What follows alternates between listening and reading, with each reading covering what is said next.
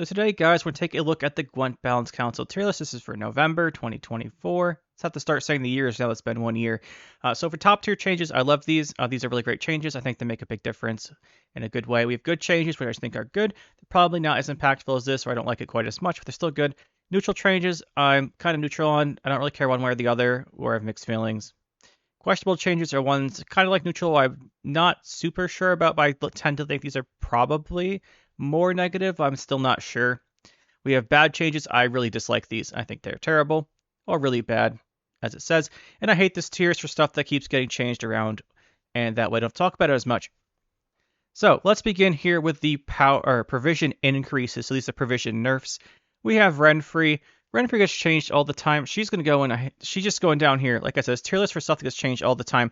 I think Renfri should be a 15 provision unit, but I don't want to talk about her getting changed over and over, so she goes in this tier. Next, we have Ardfi, and this is probably good. Status Cult or Status Nilfgaard was the most common Nilfgaard deck I saw last season, and it's pretty good. And this card does a lot for what it is. I can see people don't think this card's super strong, but over the game it adds up to a kind of absurd amount of points plus the consistency. Henry, what's this? He went to 12 provisions now. I don't know so much about Henry.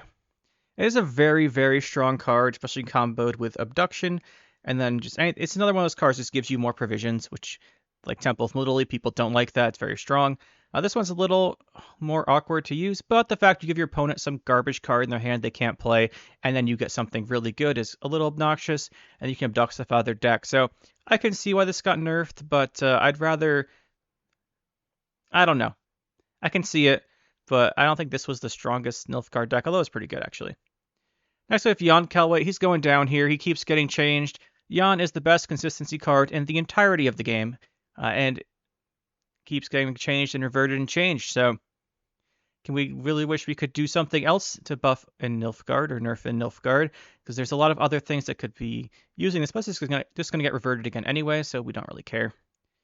We have I think, is this the last defender at 9 provisions? No, Fegus is still 9, I think, too. I don't like these defenders all getting nerfed to 10. I don't understand why we're doing this. I don't think I've seen this card get played in a couple months.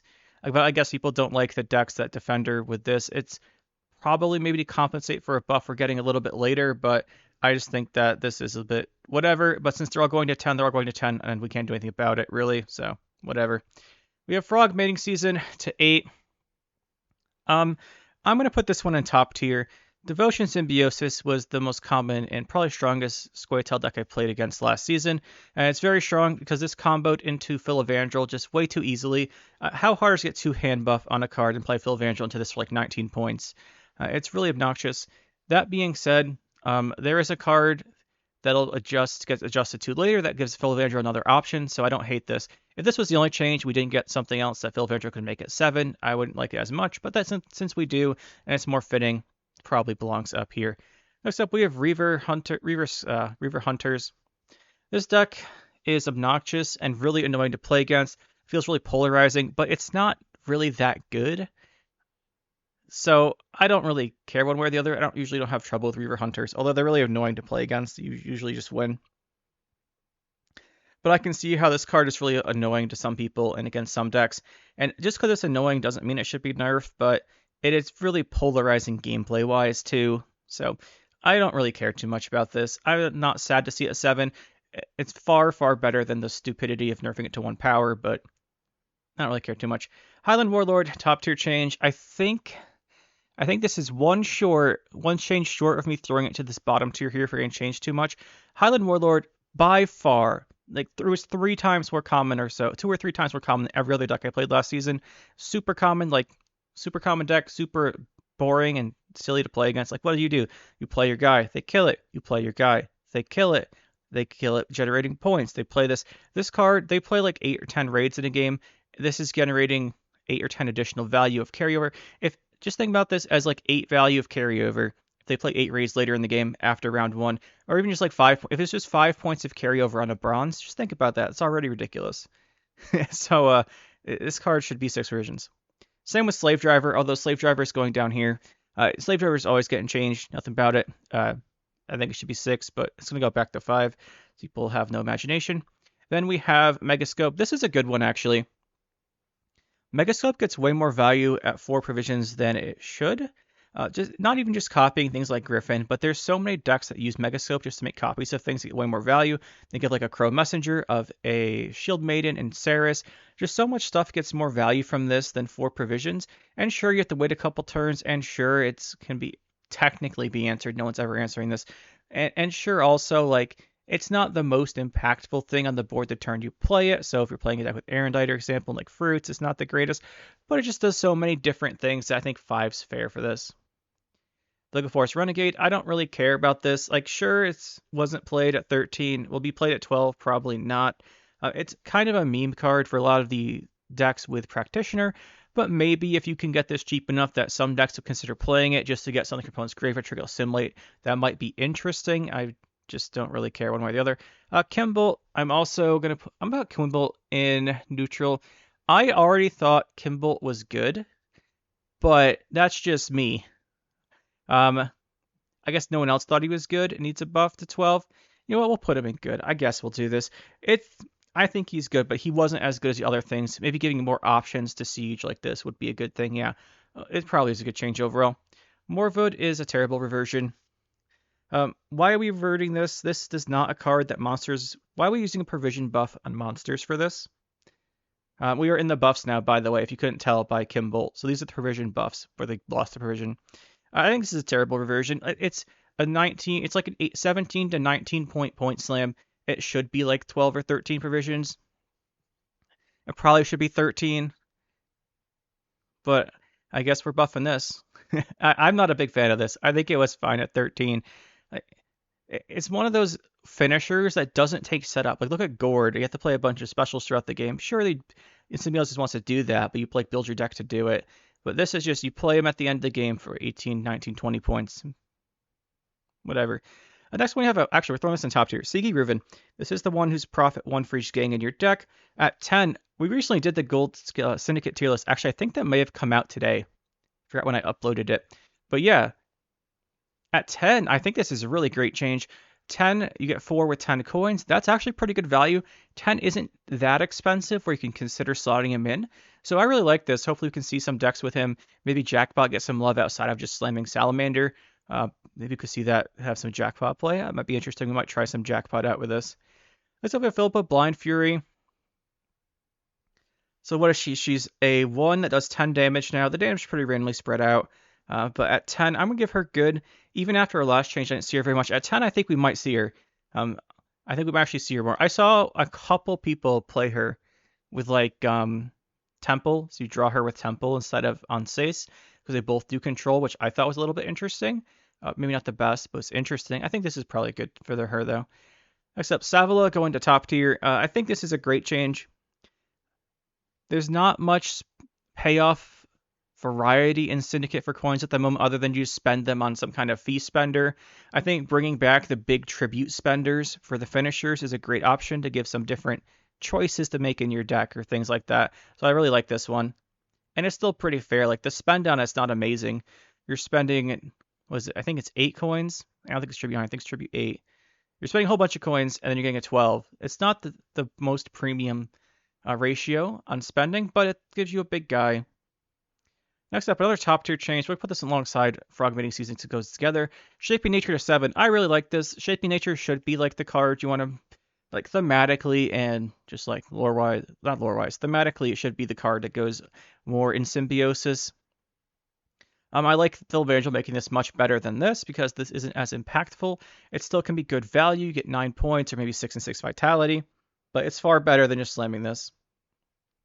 And I do like that there's still a stat impression option that's pretty good for Philvangel. And at 7, maybe Shaping Nature sees play. If you're just playing this at 7 provisions, you're getting 9 points in a token spawn that's 10 point slam. That's not great, but if you have some combo with it, maybe if the Vitalities go off or something, you have the Echo. I think this is a good change. We have Letho. I like this one. Letho of Golett. Where's Serret? We'll throw him up there too. These I think are both good. I miss the Witcher trio. Sure, they're like a mid-rangey control type trio, but they were pretty integral to Nilfgaard for a long time. And I would like to see them get some more choices in here. Maybe let you have some more control outside of just tactics and everything. Maybe if there are options like this instead of just constantly nerfing Yan or the other tactic-based cards, we would see some deck building variety with this. Sure, it's probably going to be stuck in Renfri, but I'm willing to accept that, and I think it's probably good if we can have some more variety with these, because I think they're pretty iconic cards and need the buff. And the last provision buff here is Wispus Tribute. I really don't like this, but like we said with the Defender, all these tutor cards are going to 7 provisions apparently, and there's nothing we can really do about it because there's a large community that wants this to happen. So we're just kind of accepted it at this point. I'll just say I don't like it. This is a buff to mainly Tatterwing and Witch's Sabbath nonsense, which are both decks I despise. So that's fantastic to see this getting buffed. That being said, though, it does help out a lot of other things. But as we always know, if everything gets buffed, the things that was good before will get better, and the other ones still won't see play. But, overall, I really like it. There's not much we can say about this. Next up, we have Anglerfish. This is a good one. Overall, it went from 3 for 5 versions to 2 for 4. It's overall a buff to the thinning for like Rain. Although, really, no one plays Rain. They just play Renfri Beast. But we'll see. I do like this, though. I like that it's cheaper. Maybe we can get some more stuff going on there with some Beast decks.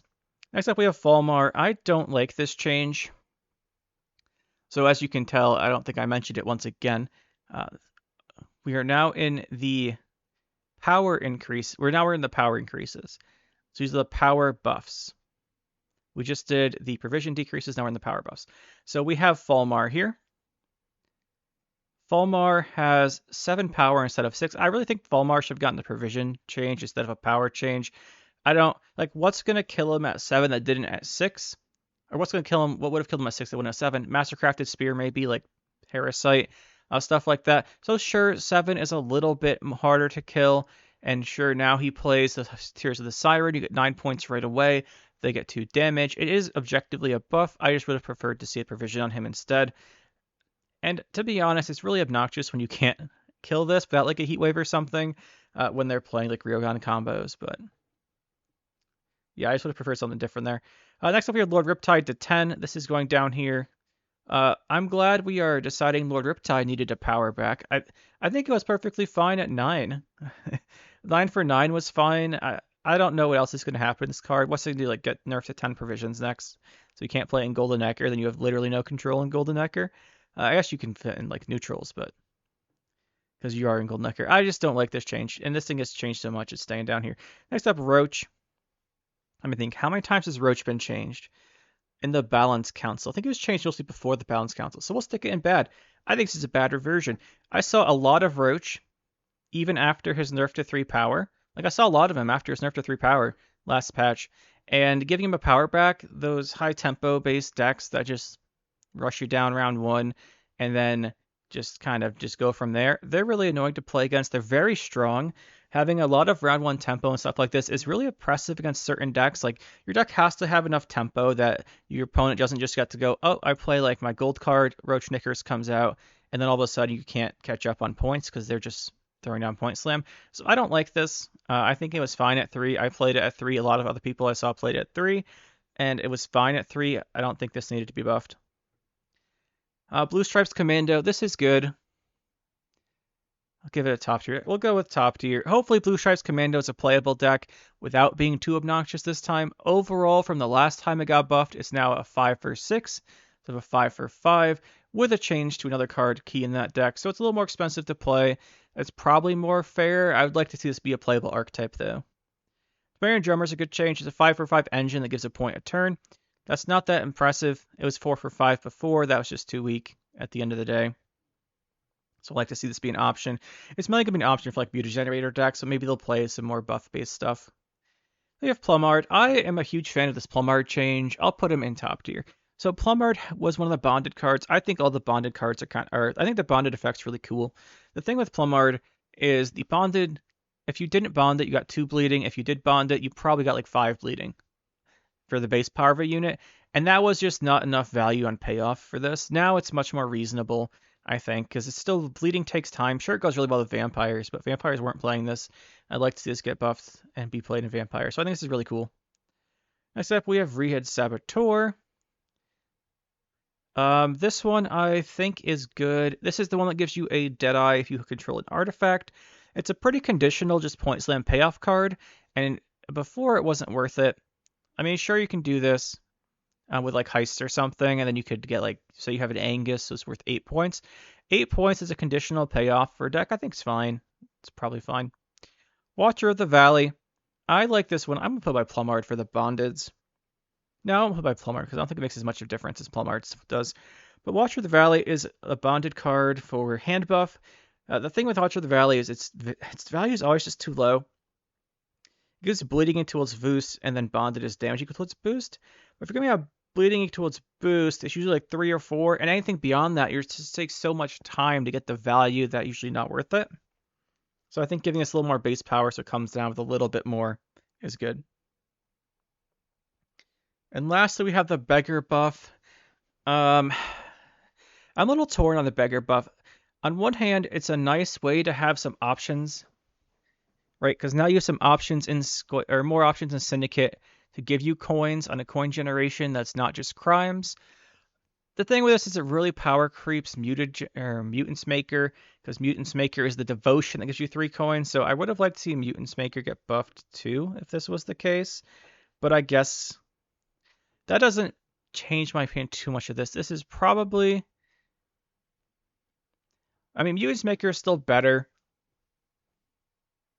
Mutants Maker is still better in games because of the 2 tags, but everywhere else Beggar just power crept it. So I would have loved to see Mutants Maker changed as well, but in a vacuum we'll give the Beggar up here a good probably, but we'd love to see Mutants Maker catch up to this.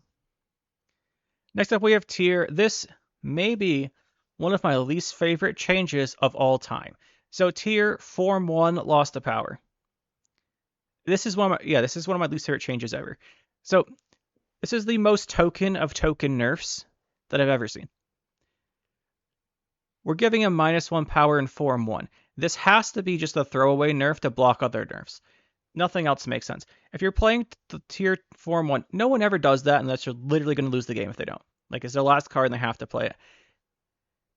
This is actually super annoying because it does actually put Tear out of Geralt range if they get the Resilience, which is pretty annoying actually, so it's not even that big of a nerf.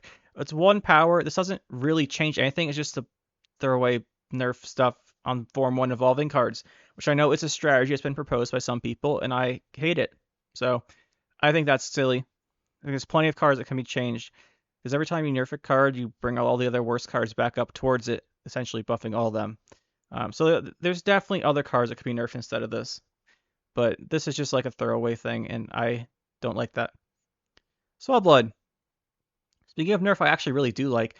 Swellblood is incredibly potent. Like, if you're playing against a Self-Wound deck with Swellblood, you kind of know that if you don't make them Swellblood early, when they Swellblood, you lose that round. It's like a rule. If you have any amount of units out, like go any amount wide, you just know that once they Swellblood, that round is lost for the most part. So reducing his impact a little bit's probably good. Just the amount of points he comes down with. Technically also reduces the amount of turns he can go off, because he can like damage himself 7 times now instead of 8. But that's not really going to come up.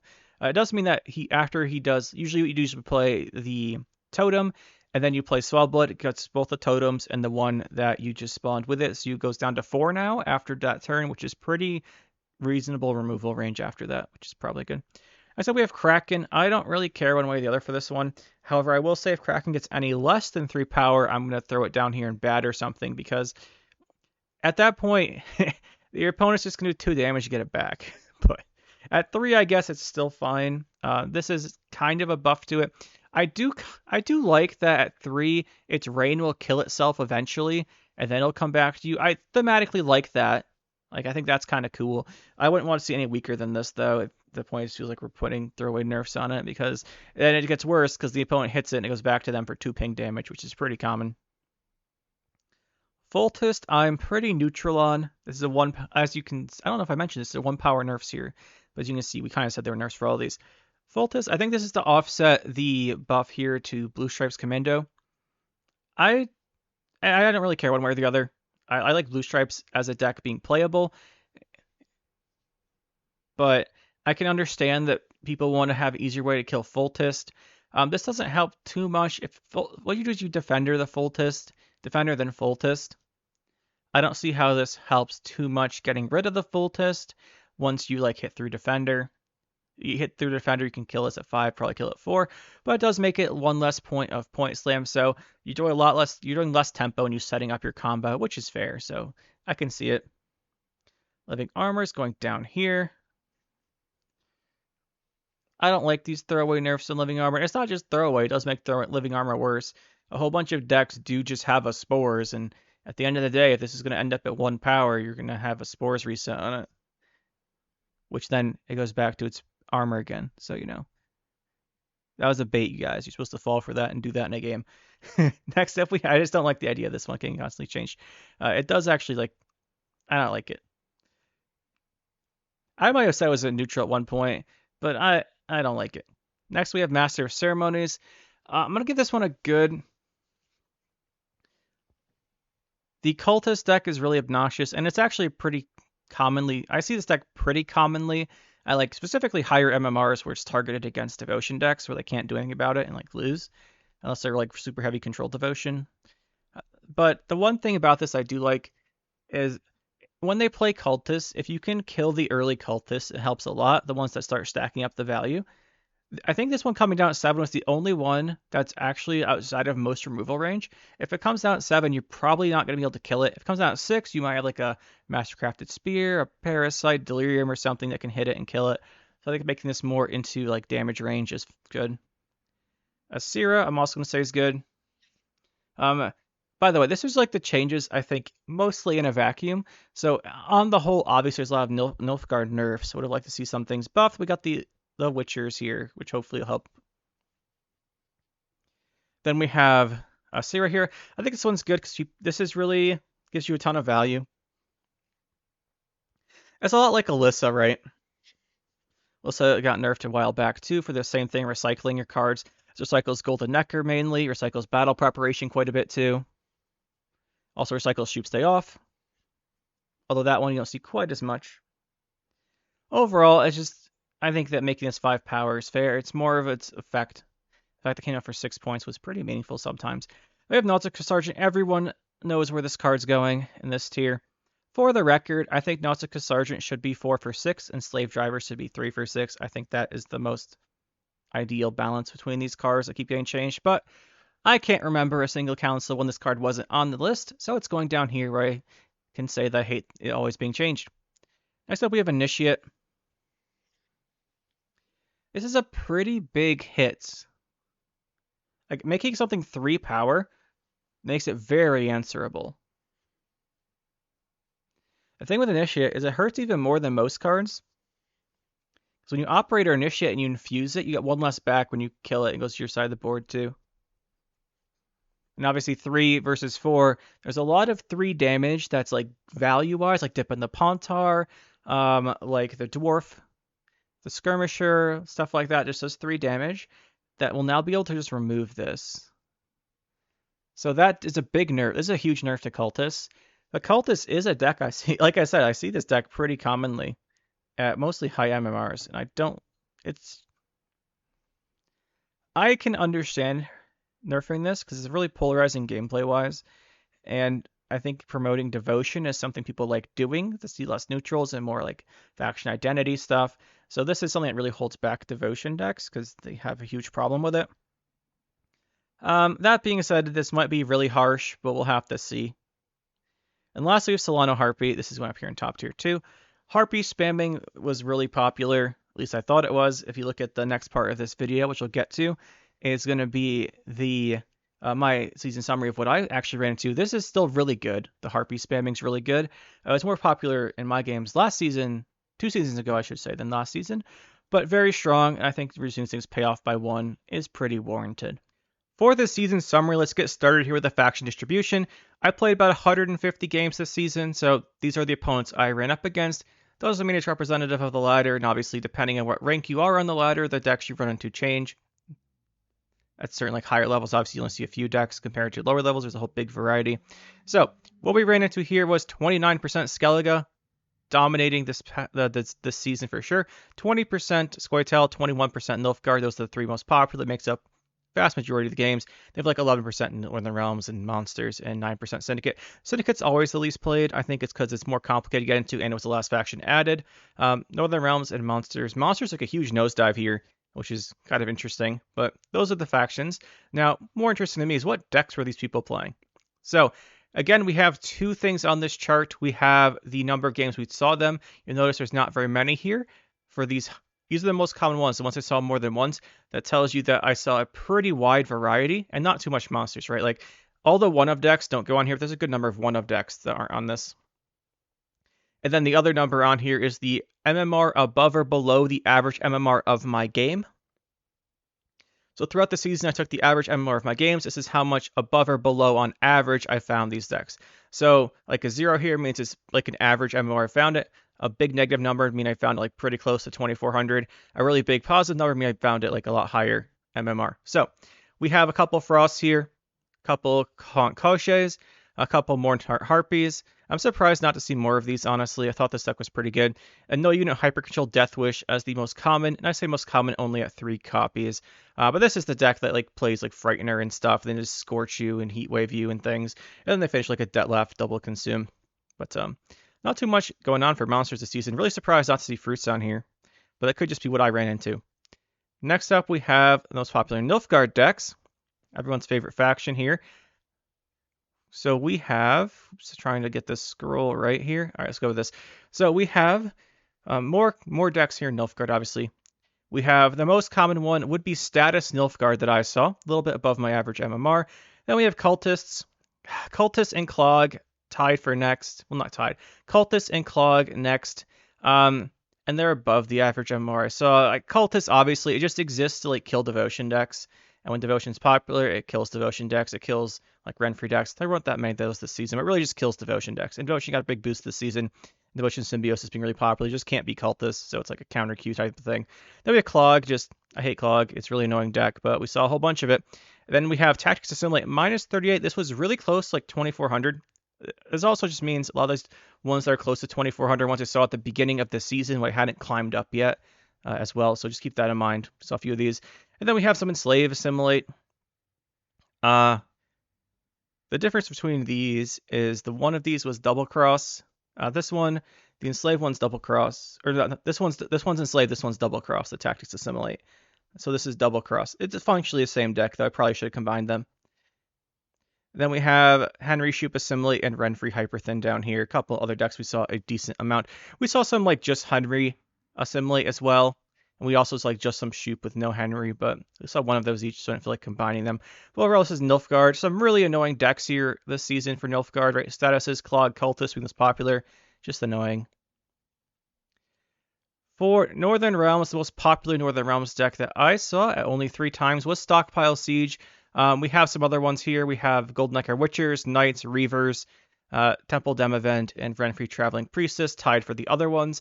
You'll see these are all like a little bit below the average game I saw, except Reavers, which was above, and Reavers is just annoying, but it is what it is. And then we have Knights, pretty low, Golden Neckar Witchers. The Traveling Priestess here is a double hyphen because I encountered both of these prior to getting to pro ranks, like rank 3 or something, so it didn't have an MMR. So, yeah, I had no number to put for it. Probably just like 2400 or something. But those are those popular Northern Realms decks. Ah, yes, the chart that shows absolutely nothing wrong. Skellige. Most popular Skellige decks. Well, we've got Raid Warriors here. 18. You saw like instance these other ones, right? Like 3, 4, we got like 7 here. No, it's 18 Raid Warrior decks. It's not even close to like, this is not even close. Nothing else comes near this. It's almost 3 times as most popular as the next most popular deck I saw. And they're like a little bit above. So yeah, the typical game I had this season, 18.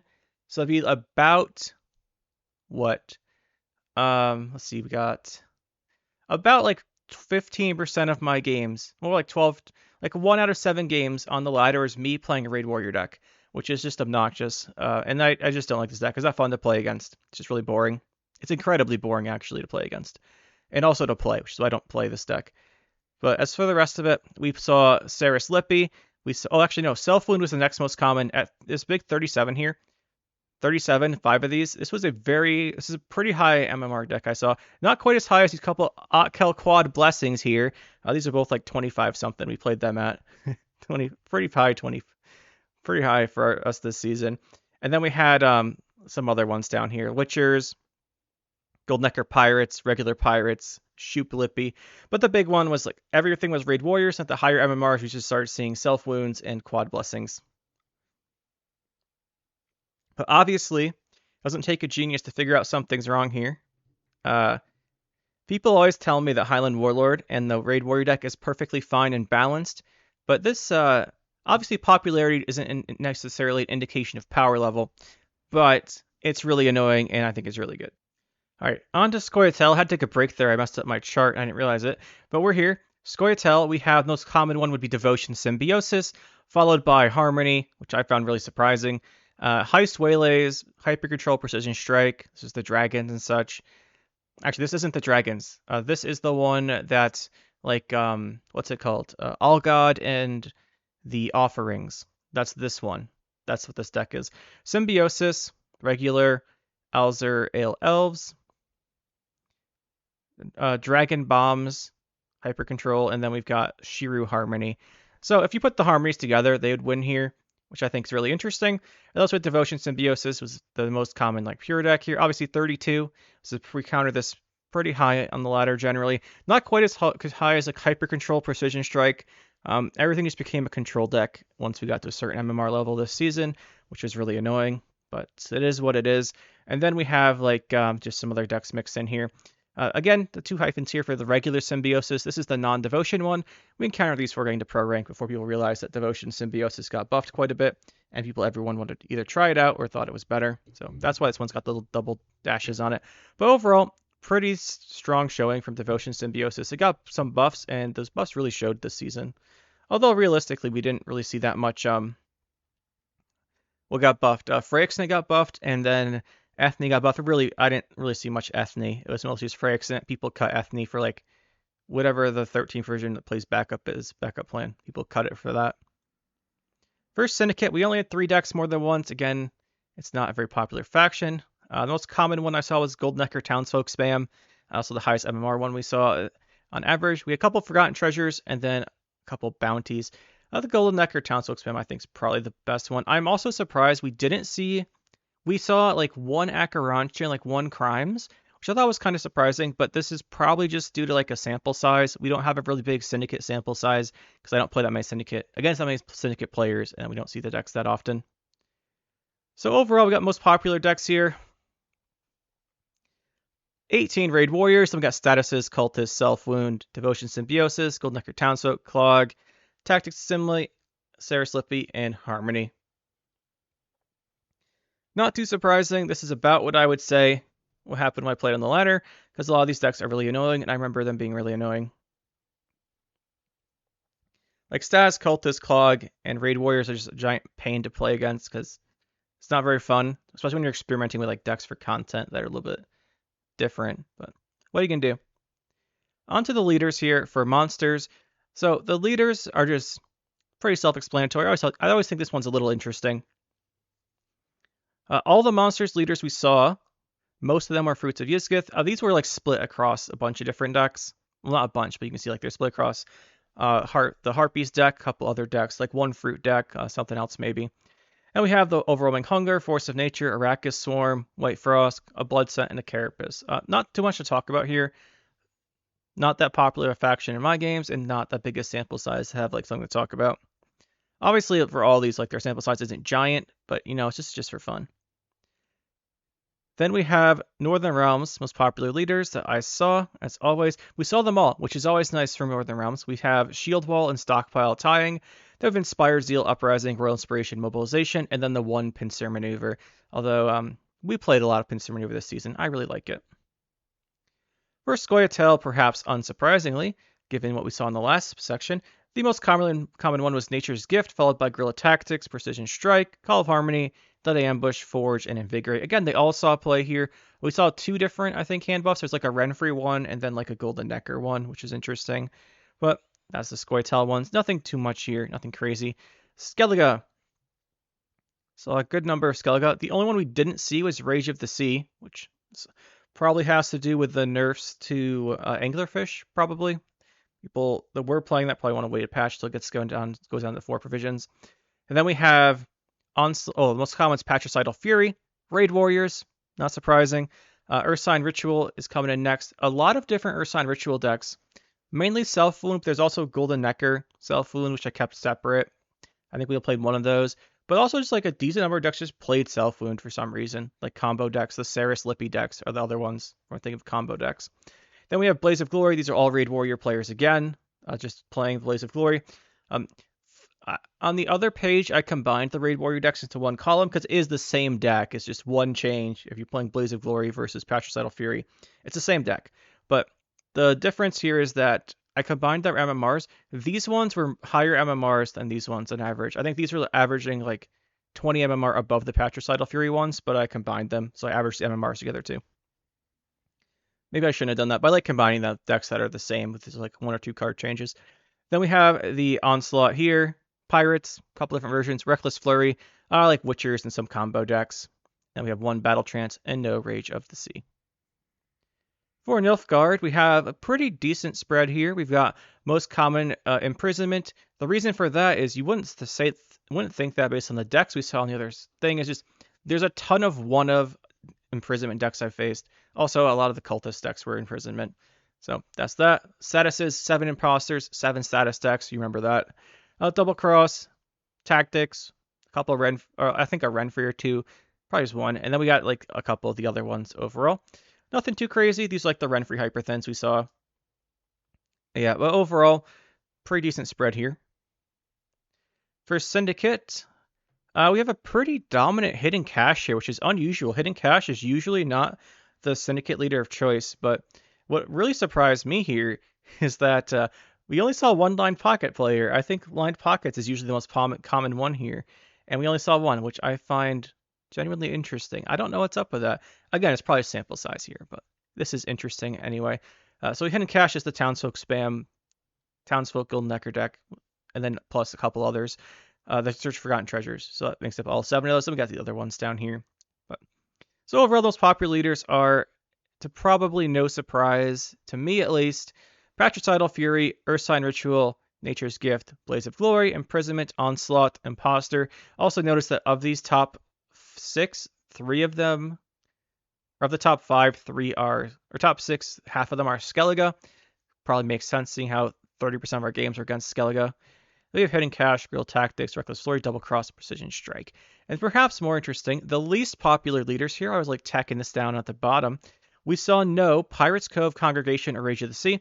That's not too surprising. Congregation is Firesworn, and Firesworn's, it's okay, but like it does, once you get the higher MMRs, you just don't see Firesworn because the other decks are better. And then we have Rage of the Sea, I think mainly because the Anglerfish got a little slightly nerfed. And then, I mean, honestly, if you're playing Rain decks, Rage of the Sea is not even a Rain leader. No one plays Rain. You just play it in like Beast, Point Slam, Renfrey or something. And we got Pirates Cove, no gangs. But overall, got like one of these ones. Nothing too crazy here. Just interesting stuff. For the deck types, this is probably not going to come as a surprise either. This doesn't change too much. I keep saying I might cut this out, but I keep leaving it because it's so short. So 34% engine decks, 20% mid-range, 22% control. You can kind of see the more engines you get, the more control you're going to get because it counters the engines. And then we got 20% combo decks, which is actually a lot. It's a lot of combo decks. But I guess what happens here is you don't have the control to kill the combo. The combo always beats the engine in mid-range deck. So unless you can force it out or something. Then we have the 3% points. Then mid-range actually is pretty well against combo because you can force stuff out. But anyway, that is the deck type. As far as the neutral packages, this chart has like died in a fire or something.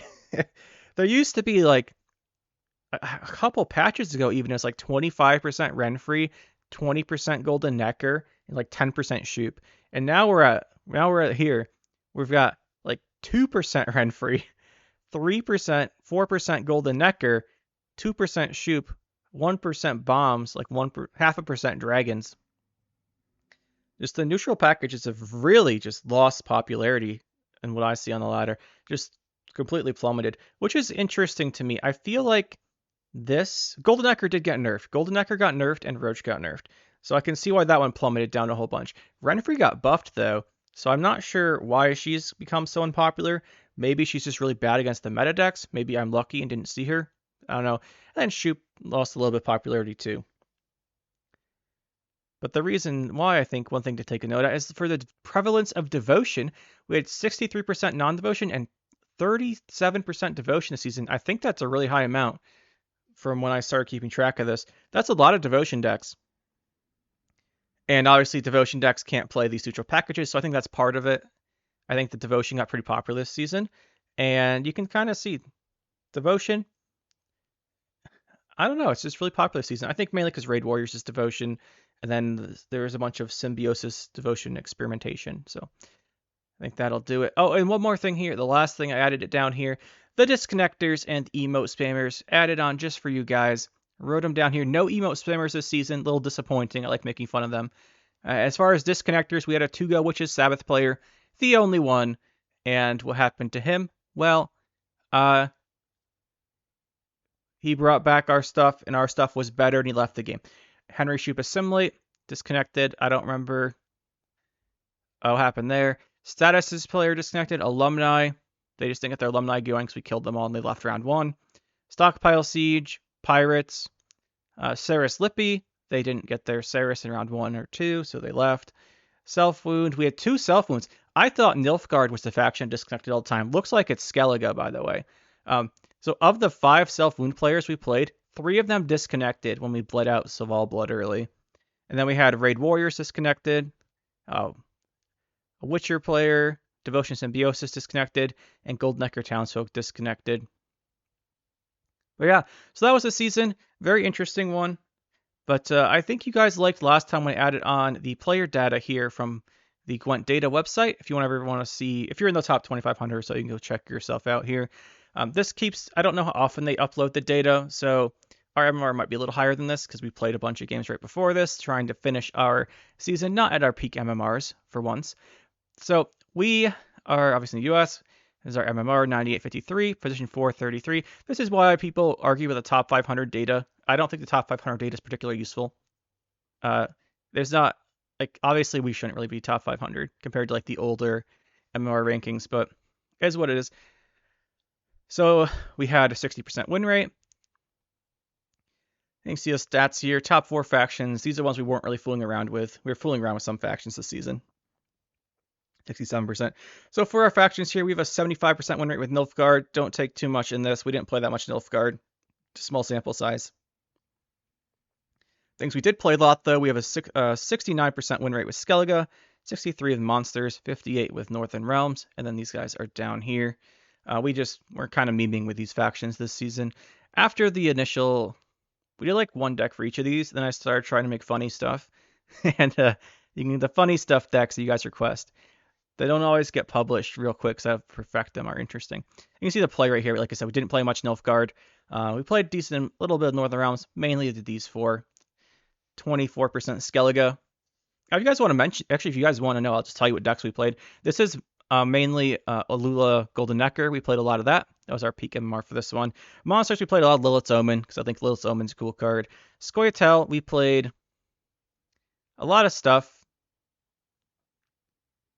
Yeah, we played a lot of stuff for Scoia'tael. We just like kept trying different weird stuff for Scoia'tael. Trying movement stuff. Offensive movement with like Geralt Ard and stuff like that. Syndicate, we played Crimes mainly. Crimes with Casimir and Evelyn Gallo, because I want to try those out. But yeah, that would be the season. You can see like we didn't play that much of these factions. And yeah, I think that will do it. So that is our season summary. Hope you guys enjoyed. Let me know what you guys think. It's always kind of interesting here to look at these at the end of the season. And hopefully you guys had fun. Next season will be out pretty soon. And we'll see you then.